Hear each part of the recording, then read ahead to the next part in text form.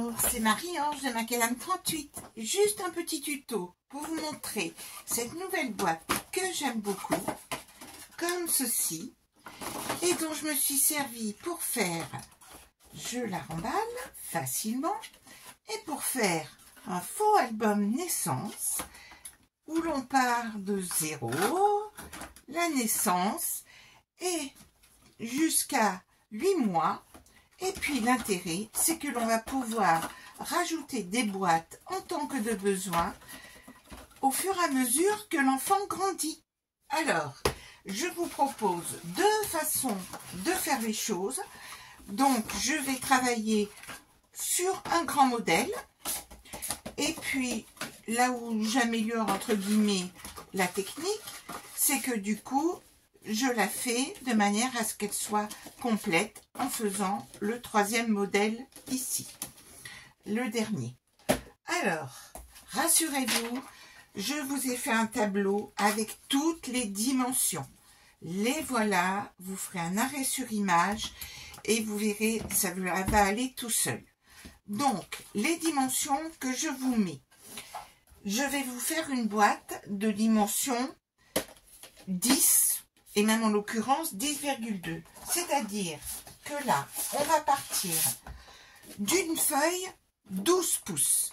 C'est pour ça que quand je vous dis on va faire 10,2, c'est-à-dire qu'on va utiliser aussi les graduations, au moins pour la première découpe, les graduations de nos massicots. On a toujours les pouces et les centimètres.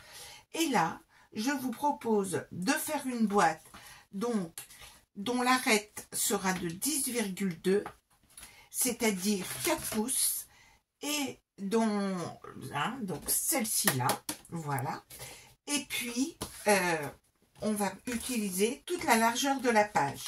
Donc, la première découpe, et c'est ça que vous allez faire, c'est que vous allez découper des rectangles qui auront pour mesure B et C, c'est-à-dire ici, un rectangle qui fait 12 pouces ici, j'ai peur que ça dépasse du cadre, qui fait 12 pouces ici, 12 pouces, et vous allez déjà le couper à 8 pouces, c'est-à-dire 20 et quelques centimètres.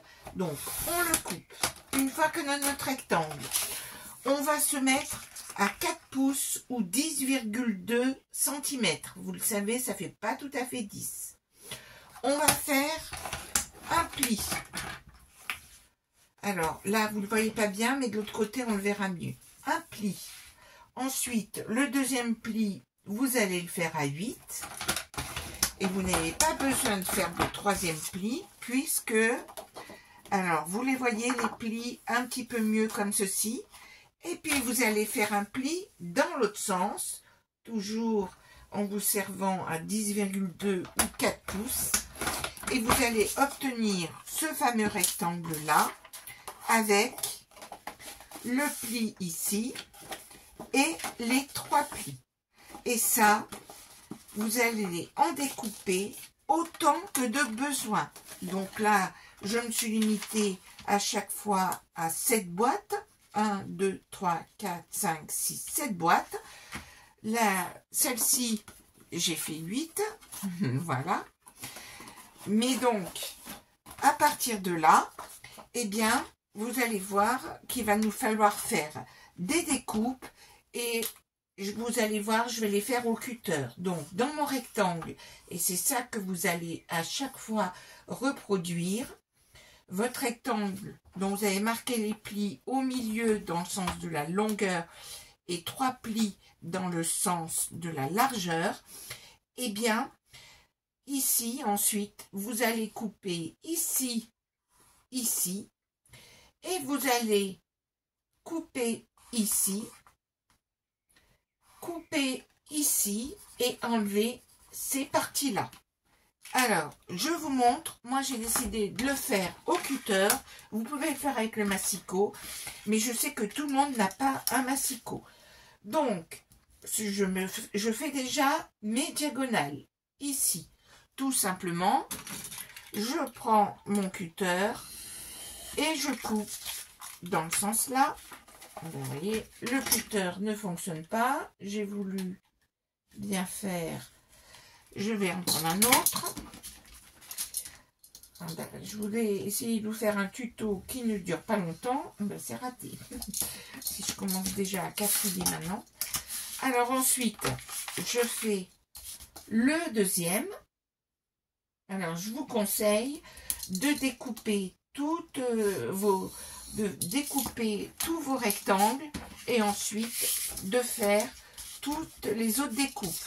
Ensuite, je vais couper à cet endroit-là. Voilà, je retourne, j'ai l'impression qu'on voit mieux comme ceci.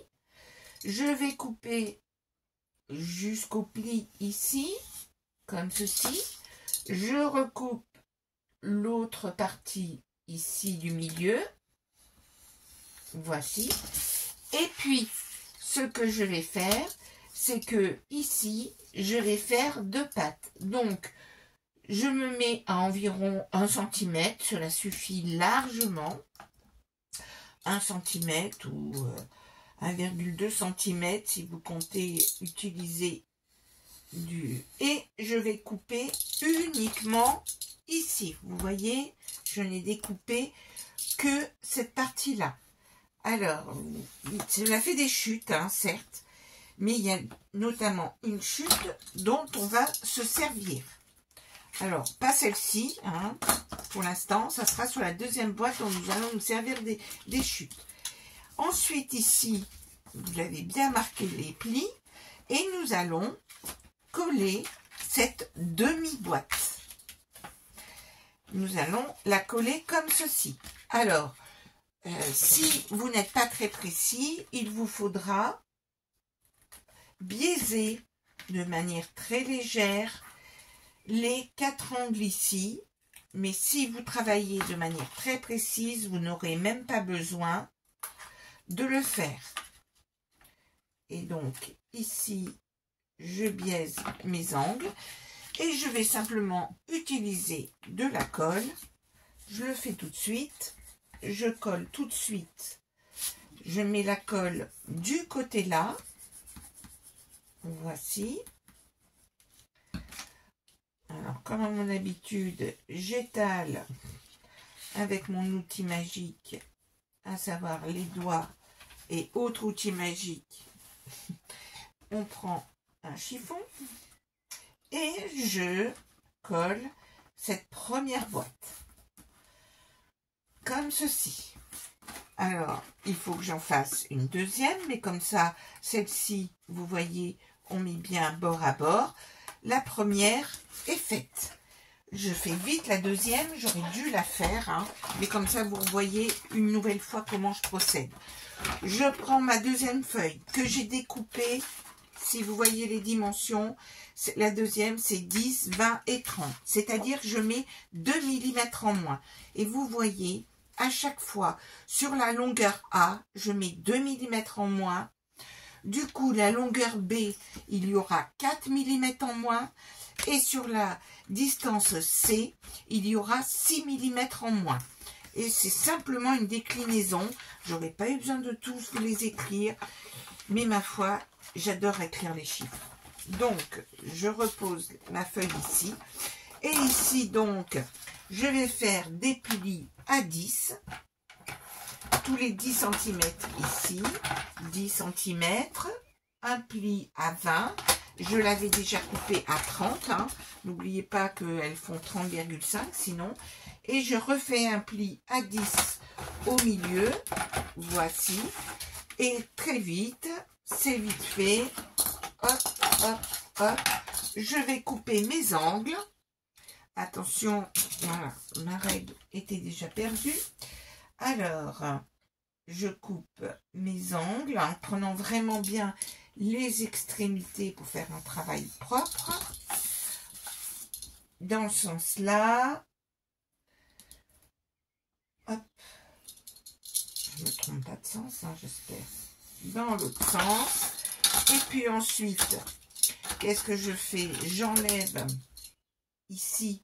Alors, je fais déjà cette découpe-là parce que je trouve que sinon, emporté dans notre élan, on a tendance à tout couper dans l'autre sens. Donc, je fais attention. Je coupe ici. Je coupe ici. Et puis, seulement, je découpe pour mes deux petites pattes où c'est aligné. Hop, que sur 10 cm. Et je reprends sur 10 cm de l'autre côté.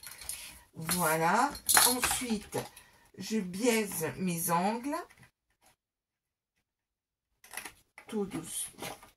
Il n'y a pas besoin d'en couper 1 cm. Hein, sur 2 mm, cela suffit largement. Voici. Voilà. On marque les plis. Comme ceci, ce pli-là aussi, bien sûr. C'est d'ailleurs plus facile de marquer les plis au départ, hein, d'ailleurs. Et ensuite, je vais coller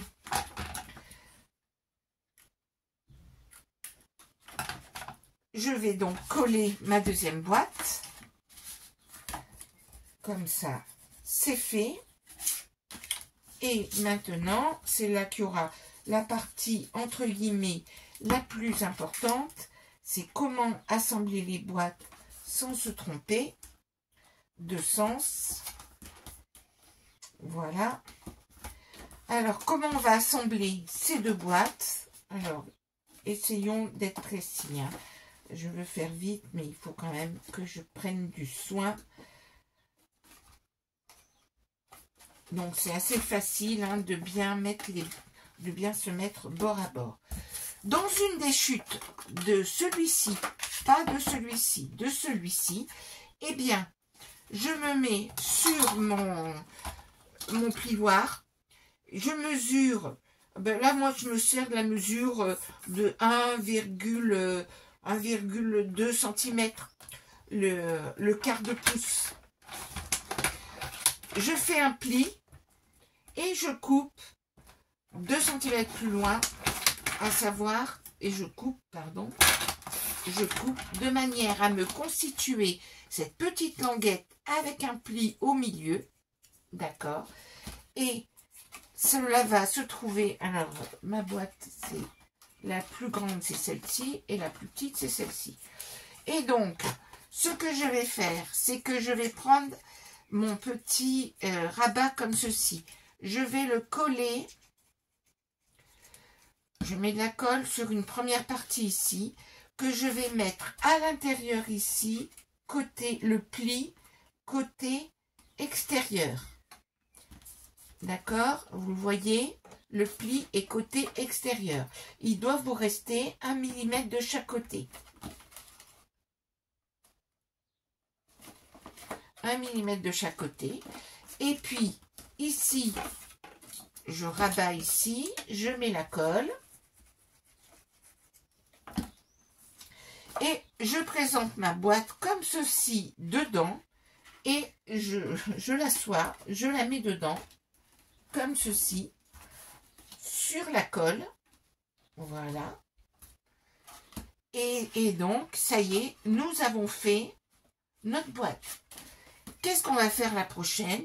On refait une boîte, on met notre fameux pli qu'on aura découpé dans la chute, on met notre pli avec le pli côté extérieur et ainsi de suite, de façon à avoir, vous voyez, sur chacune des boîtes, et vous verrez que cela s'imbrique parfaitement. Vous les voyez? Voilà, comme ceci, comme ceci, comme ceci, comme ceci. Et qu'est-ce que j'ai fait? J'ai refait la même que la première avec une feuille 10,2 par 22 par 20,4. J'ai refait une boîte comme ceci. Et du coup, ça me sert de couvercle ici. Alors, je pourrais la coller aussi et l'ouvrir comme ceci, mais après vous verrez que ça nous gêne pour déplier. Donc là, vous pouvez vous amuser à faire un petit système ou mettre un ruban, etc., histoire de dire que votre boîte soit fermée. Mais sinon, eh bien, vous avez une boîte et vous pouvez rajouter des boîtes à l'infini.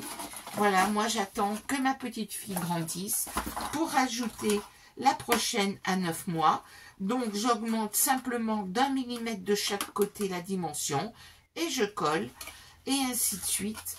Et je pourrais même faire une guirlande qui mesure 10 mètres de long si je vais jusqu'à ces 15 ans. Et donc voilà pour ces boîtes miniatures.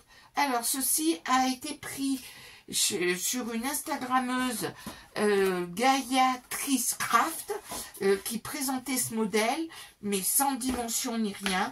Donc moi j'ai décidé de les faire avec ces dimensions là comme ceci, l'une avec une grande feuille 30 et l'autre j'ai pris comme mesure aussi pour me baser au départ avec la moitié d'une feuille, comme ça je peux en faire 2 dans une boîte pour faire la boîte coffret si l'on veut la refermer, et bien en prenant la moitié d'une feuille 30, c'est-à-dire en coupant à 3, 6 pouces et ensuite 9 pouces. Voilà pour aujourd'hui, à très bientôt.